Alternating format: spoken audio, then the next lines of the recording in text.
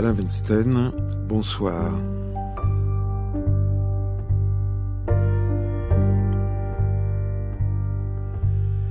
Du jour au lendemain, avec Peter Handke, qui publie 2 livres chez Gallimard, traduits de l'allemand par Olivier Lelay, La Grande Chute, dans la collection du Monde Entier, et Essai sur le lieu tranquille, collection Arcade.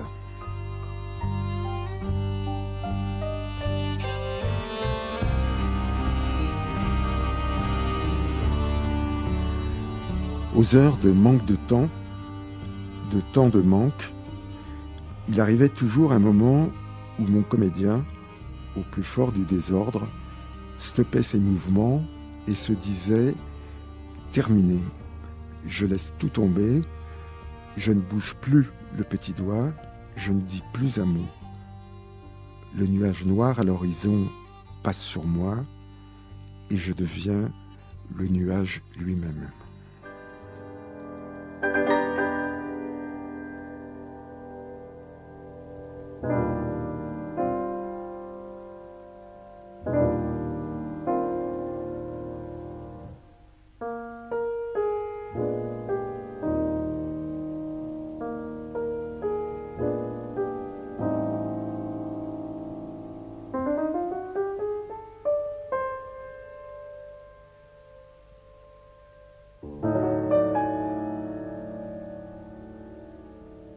La dernière fois qu'on s'est vu, Peter Handke, c'était pour parler de 2 livres que vous veniez de publier aux éditions Le Bruit du Temps.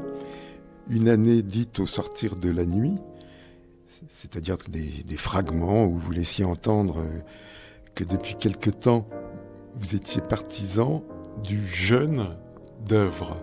Je ne sais pas si c'est toujours le cas aujourd'hui. J'ai dit ça ? Ah oui, j'ai dit plein de bêtises, oui.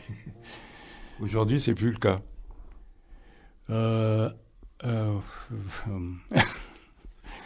Bon. Vous écrivez tout le temps.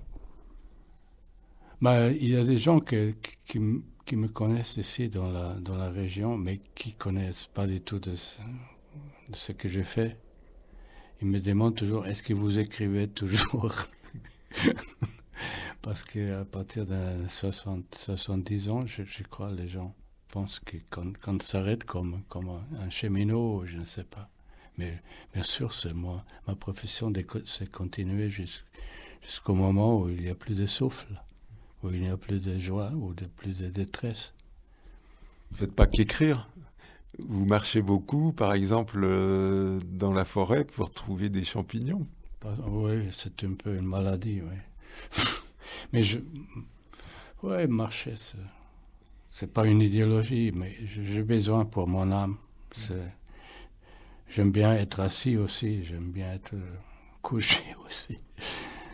Toute position à son temps, non, comme c'est écrit dans la Bible, non. Il y avait un autre livre, Au bruit du temps, Les beaux jours d'Aranjuez, un dialogue d'été, une pièce de théâtre qui du reste a été montée par Luc Bondy en ouverture à Paris de l'Odéon sous sa direction. Et cette pièce, c'était une sorte de dialogue sur l'amour, un peu dans la tradition du banquet de Platon.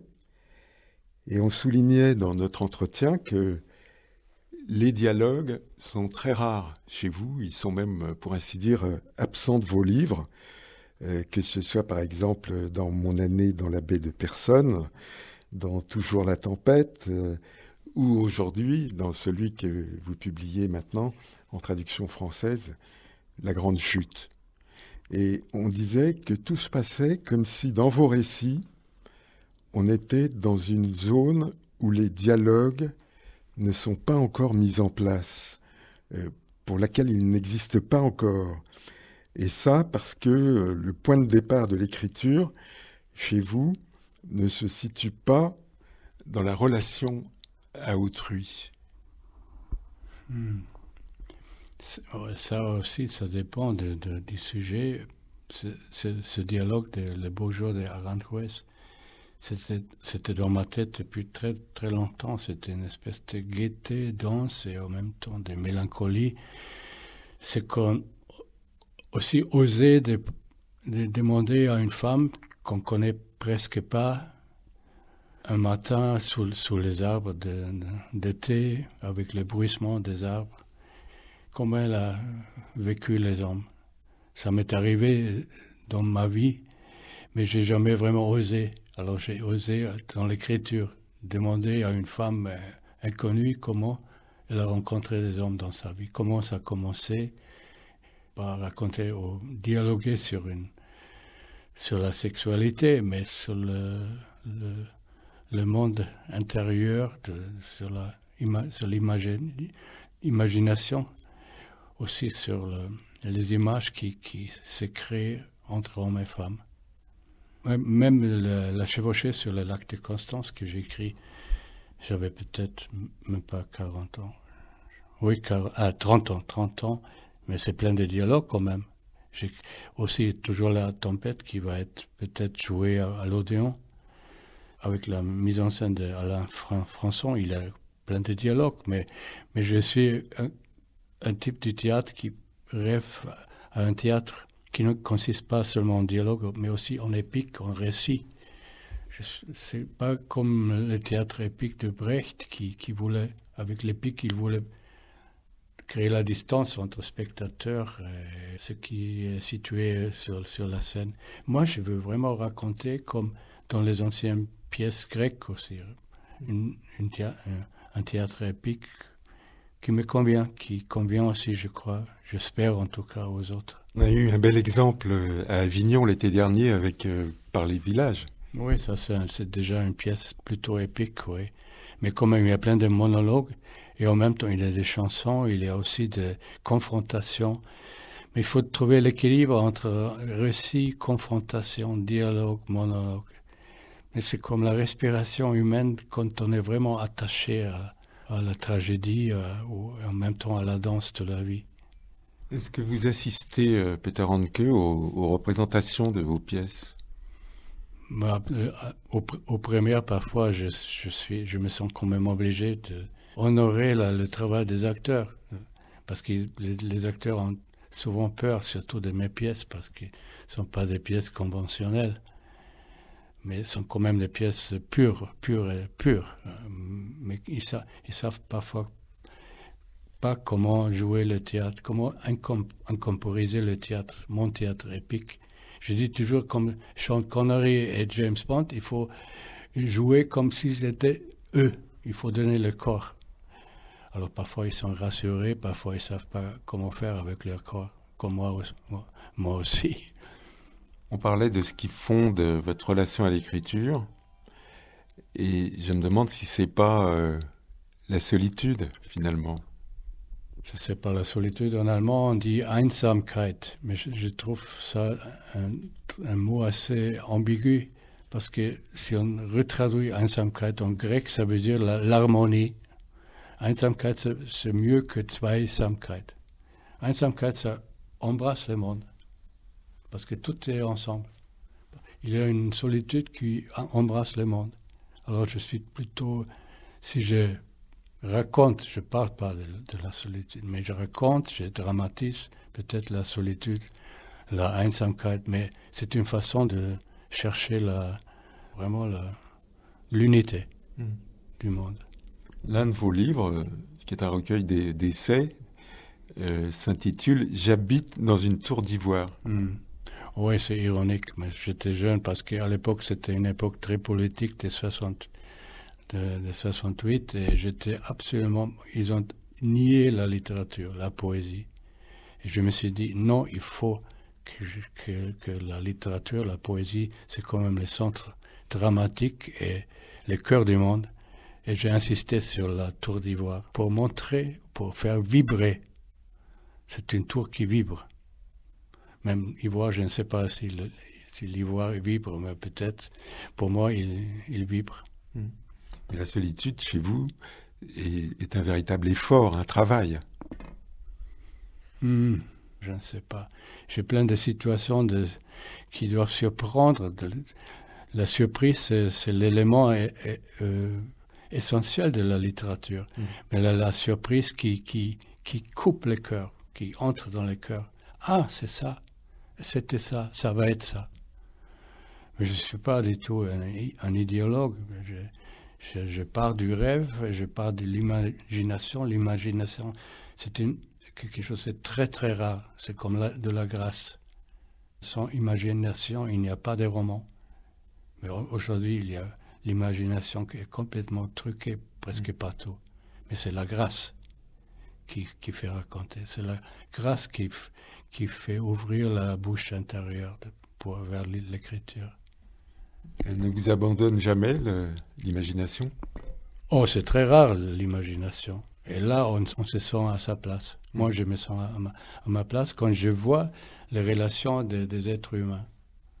Mais comme dans un éclair. Mais c'est rare. Mais ça justifie mon existence, l'imagination. J'insistais sur la solitude. Il faut dire qu'elle a son lieu géographique.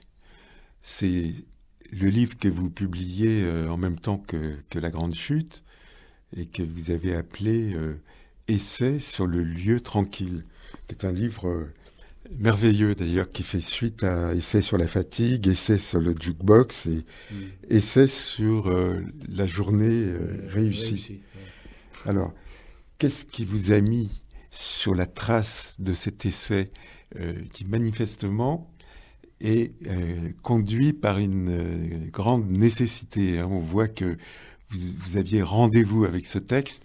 D'ailleurs, vous avez fait toutes sortes de lectures en vous mettant au travail. Vous ne vous êtes pas contenté de vos propres souvenirs. On triche toujours un peu en cherchant l'aide des autres auteurs, comme Tanizaki avec les temples au Japon, des lieux tranquilles, ou même des toilettes dans les temples japonais.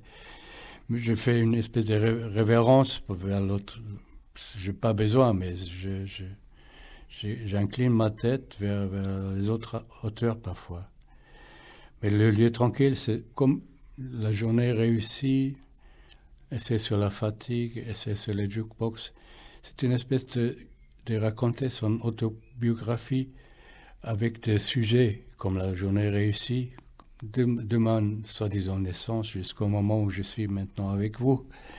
Et avec les jukebox, une espèce de... C'est quoi comme jeunesse, comme endroit où un objet comme un jukebox devient quelque chose comme une espèce d'hôtel qui concentre la vie, où on retrouve une espèce de patrie ou matrie. Aussi la fatigue, comment j'ai vécu à travers ma vie, la fatigue, comment ça change, des différentes nuances de la fatigue. Parfois je me suis dit, c'est trop dommage de gâcher l'écriture en écrivant une autobiographie. Il faut trouver quelque chose d'autre avec sa vie. Il faut transformer sa vie. Il ne faut pas jamais raconter. Peut-être Rousseau, c'était urgent pour lui, mais même, je crois, il a menti d'une belle manière aussi. Il faut mentir vraiment pour transformer aussi, pour raccourcir, pour élargir. C'est magnifique, l'écriture. C'est une aventure qu'on a oubliée. J'ai vraiment à conseiller de se concentrer sur le mystère de l'écriture, mais l'écriture n'a plus de mystère. Et je crois qu'il y a des milliards de gens comme des pingouins qui trouvent refuge dans une écriture qui n'est pas la vraie écriture, qui est sans mystère. Sans mystère, il n'y a pas d'écriture. Par exemple, dans le lieu tranquille, vous dites que vous êtes dans un lieu différent. C'est pas seulement les toilettes, c'est autre chose, c'est bien davantage. C'est un abri, par exemple. Parfois, en compagnie, même si je suis bien, je perds la parole. Parfois, je me retire, je vais tout d'un coup, le langage qui s'est arrêté complètement dans moi, comme un mutisme vraiment assez douloureux, et tout d'un coup, la source des mots recommence à surgir. Pour ça, par exemple, les toilettes, je ne sais pas pour rire ce que je vous dis ça, c'est un lieu idéal pour retrouver les mots. C'est pas pour lire, comme m'a dit. Non, pour retrouver les mots dans ce lieu retiré.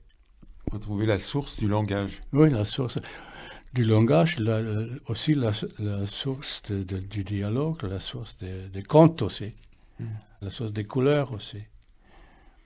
Mais c'est une façon de fuir la société quand on s'isole dans un lieu tranquille. C'est compliqué. Fuir pour revenir. Oui. J'ai souvent dans ma tête un titre d'un livre que je ne vais jamais écrire qui s'appelle « Les héros de la fuite ». Et je crois qu'il y a quand même aujourd'hui pas mal de gens qui méritent ce titre-là. Ce livre, vous ne l'écrirez pas? Bah, ça va jouer dans un récit sûrement, mais je peux pas. Il est trop affiché le titre. Mais peut-être je vais l'utiliser. L'autre versant de la solitude, c'est ce dont nous parlions en début d'émission, c'est-à-dire la marche. La marche qui tient une place essentielle dans tous vos livres. Par exemple, dans Hier en chemin, ces carnets que vous avez publiés chez Verdier il y a déjà 2 ou 3 ans. Et aujourd'hui, dans La Grande Chute, qui met en scène un comédien en chemin, un comédien désœuvré d'ailleurs, ancien carreleur, dans une forêt, et qui se dirige vers la ville où il est censé tourner un film. S'il y a quelqu'un dont l'histoire mérite d'être racontée, écrivez-vous, c'est peut-être lui. Et plus loin, mais il n'y avait plus d'histoire à raconter, et par histoire, il n'entendait pas ces récits tirés d'une histoire vraie, fréquents désormais, mais une révélation. Oui, là, dans son récit, dès qu'il se dirige vers le centre de la grande ville, qu'on peut s'imaginer que c'est Paris, et il part quelque part d'une banlieue qui est assez élevée, mettons Vélizy ou, je ne sais pas, Sèvres, où on voit tout au fond de la vallée de la Seine, on voit Paris. C'est quand même une grande aventure, et parce que chaque paragraphe de son récit, il a une espèce de révélation. Ce qu'il raconte, c'est absolument inouï. Moi, en tout cas, je trouve, ce qui lui arrive, ce qu'il voit comme humanité, vraiment au bord sur le seuil de la perte, aussi sur un autre seuil de l'amour, de la recherche des autres. Parce je crois qu'il a un cœur plein d'amour. Il joue jamais l'acteur. C'est quelqu'un qui est tous les autres sont des acteurs, mais lui, l'acteur, il n'est pas du tout acteur. C'est ça un paradoxe qui est en même temps très, très matériel, très palpable, je trouve. Et je ne sais pas, j'aimerais bien qu'il vous raconter cette histoire, La Grande Chute, ça me tient absolument au cœur, parce que il y a une telle tension et un tel calme avec les confrontations, avec son œil, avec ce qu'il entend. On entend, là, vous dites solitude. Non, il veut presque sauver le monde. Et en même temps, il se trouve absurde, il veut mourir, et en même temps, il veut rester éternellement en vie, et il veut aimer. Il est surpris il pense qu'il n'aime pas, et vers la fin, c'est ça la grande chute peut-être, vers la fin, il découvre qu'il aime sans savoir aperçu. C'est ça peut-être la grande chute. C'est pas du tout une catastrophe. Moi non plus, je ne sais pas c'est quoi la grande chute. Mais c'est raconté d'une manière qu'on doit sentir ça comme on n'a jamais senti une histoire. Le titre, vous l'avez trouvé après coup? Ça vient de notre classique auteur autrichien qui s'appelle Franz Grillparzer. Il a un nom assez bizarre. Lord Byron, qu'il a aimé beaucoup, il a dit c'est un auteur magnifique, mais avec ce nom, il ne va jamais entrer dans l'éternité. Mais chez nous, en Allemagne, dans la langue allemande et en Autriche, c'est un grand auteur. Il a parlé d'un monsieur, mais ça c'est une autre signification. d'un moment à l'autre, il sait qu'il est perdu. Mais chez moi, c'est pas sûr. Non. Mais j'ai déjà utilisé ce titre, La Grande Chute, pour le suicide de ma mère. J'ai dit à la fin du Malheur indifférent, l'histoire sur ma mère, à un moment d'un moment à l'autre, c'était la grande chute. L'homme qui marche ne se contente pas de marcher. Non, il ne marche pas seulement. Il prend le métro, il prend le bus. Moi, j'ai écrit plein de scènes aussi où quelqu'un conduit une voiture, je ne sais pas, il prend l'avion, mais la marche, pour moi, ça fait partie de, je ne sais pas, de l'imagination, du rythme de l'imagination. Je crois, dans l'avion, je n'ai pas vraiment de rythme. Oui. Là, c'est une marche, mais c'est une marche d'obstacles, hein, comme il dit. Oui. Ça c'est bien dit. Mais il a aussi une intuition. Il voit un vieil homme dans la forêt entre deux bouleaux, et tout d'un coup, il ne s'imagine pas. Il voit que cet homme, il est là entre les deux bouleaux pour penser à sa femme qui est morte, il a, mettons, 30 ans, quelque part en Europe de l'Est. Il est là pour, soi-disant, animer, comme un animateur de l'âme morte. Il sait ça. Et sans arrêt, il est...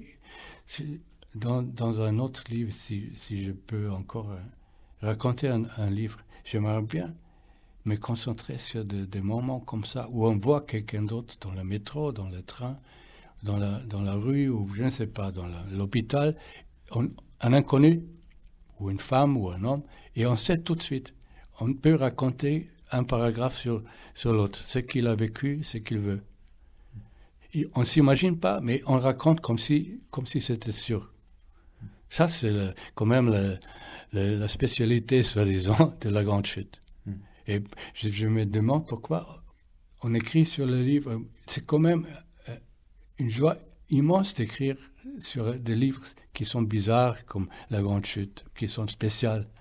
Pourquoi on ne raconte pas comment un livre est fait? C'est quand même, on ne raconte plus du tout comment un film est fait. C'est quand même ça. La critique du cinéma n'existe plus, la critique des livres, de littérature, ça n'existe presque plus. Oui. Comment c'est fait? Comment c'est raconté? Comment est le rythme? Comment sont les phrases? Où est le paragraphe? La difficulté pour nous, lecteurs français, vient du fait que nous lisons le texte à travers une traduction, évidemment. C'est vrai, oui. Mais quand même, il y a quand même le même rythme, il y a, en tout cas, à peu près le même rythme, il y a des mêmes images. Ça, la prose, c'est une prose, même la prose poétique qui est mon existence. On peut mieux traduire que la poésie. La poésie, je crois, on ne peut pas la traduire entre deux langues. La rapidité compte beaucoup dans l'écriture. Là, les deux livres qui paraissent aujourd'hui, l'essai et le récit, ont été écrits très vite. Oui. Je n'écris pas vite, mais quand j'écris. Et avant d'écrire... Je ne suis pas comme pense Paul Pilate qui sait que j'ai écrit, mais quand j'écris, je reste avec, mais je n'écris pas vite. Mais vous écrivez à partir de notes prises Non. J'ai fait ça quand j'étais jeune, oui, mais maintenant je prends plus de notes. Je me laisse guider par les sentiments, par la sensation, par le rythme. C'est un premier jet? Moi, je garde tout. Je ne corrige plus rien. Il y a beaucoup de travail sur le texte. Après, j'ajoute. C'est bizarre, quand j'étais jeune, j'ai coupé. Maintenant, j'ajoute.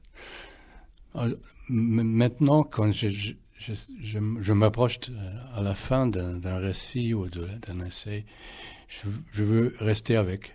Je ne veux pas terminer. Alors ça devient de plus en plus, pas long, mais ça devient de plus en plus épique, ou je ne sais pas, je traîne. Je rôde avec le texte. Et tout d'un coup, je termine. Je me suis dit, là, maintenant, c'est le cataracte qui va... Le Niagara, la grande chute devait arriver. Mais vous ajoutez, pour être plus proche, Oui. plus juste, plus précis. Parfois, il y a des détails qui donnent comme une piqûre, des phrases que je peux pas, au premier jet, je n'ose pas. Mais après, ça me travaille et je trouve quelques phrases qui piquent vraiment. Parfois comme un serpent et parfois comme une chose céleste. J'ai remarqué qu'il y avait, tout au long du récit, beaucoup de références au cinéma. Le cinéma... Comme il est acteur ou comédien, je sais. Mais c'est un comédien qui ne joue pas depuis des années, ni au théâtre, ni au cinéma. C'est vrai, Il est oisif.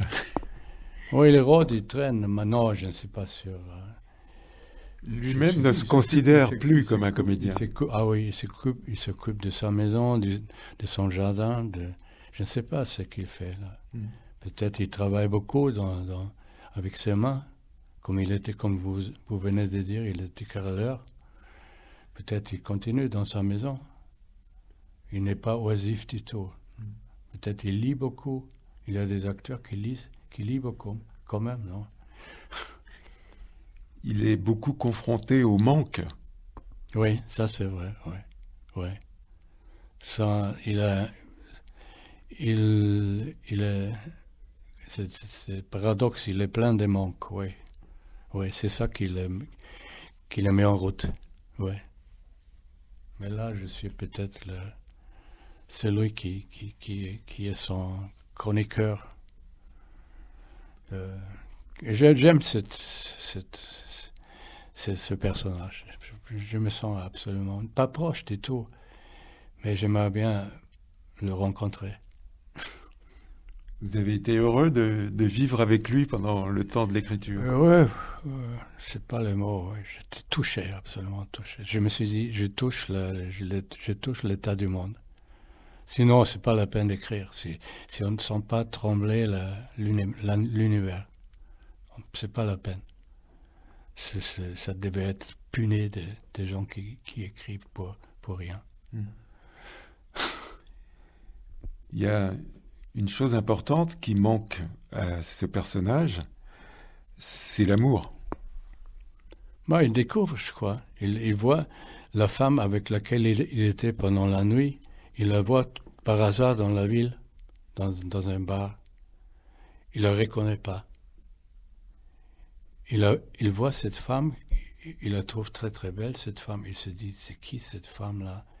Elle parle à une autre femme, et comme il est acteur, il sait lire ce qui passe aux lèvres des autres.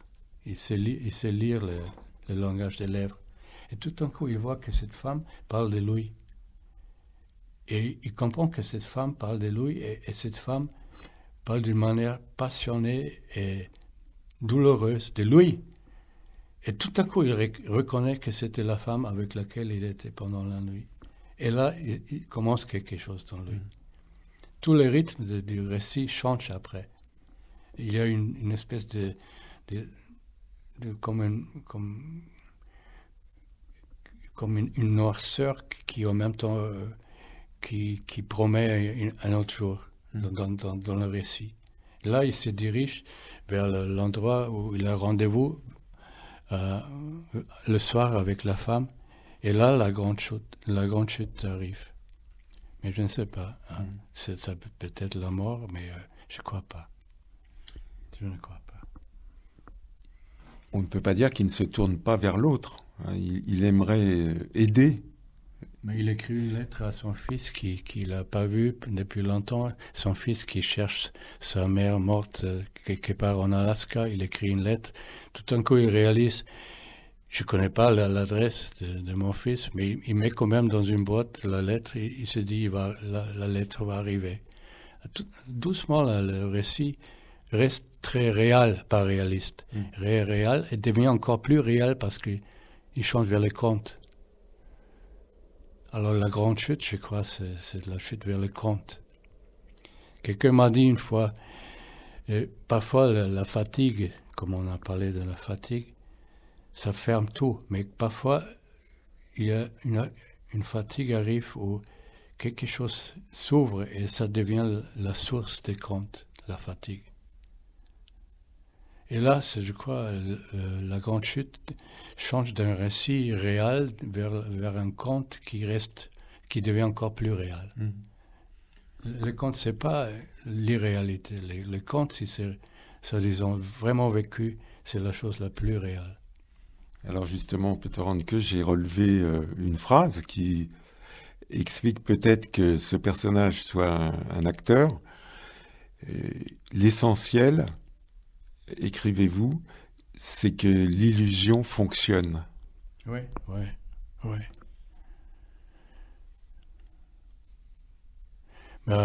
Il n'y a plus, s'il n'y a pas d'illusion, et c'est pas la peine d'écrire. L'illusion, c'est la matière la plus fragile, mais la plus prometteuse. C'est la matière de la littérature. Il y avait une époque qu'on a dit utopie, maintenant on ne parle plus d'utopie, mais illusion, c'est une matière. Il n'y a aucune raison, soi-disant, pour l'illusion. L'illusion, elle est beaucoup plus forte que la raison, mais elle n'est pas du tout irraisonnable.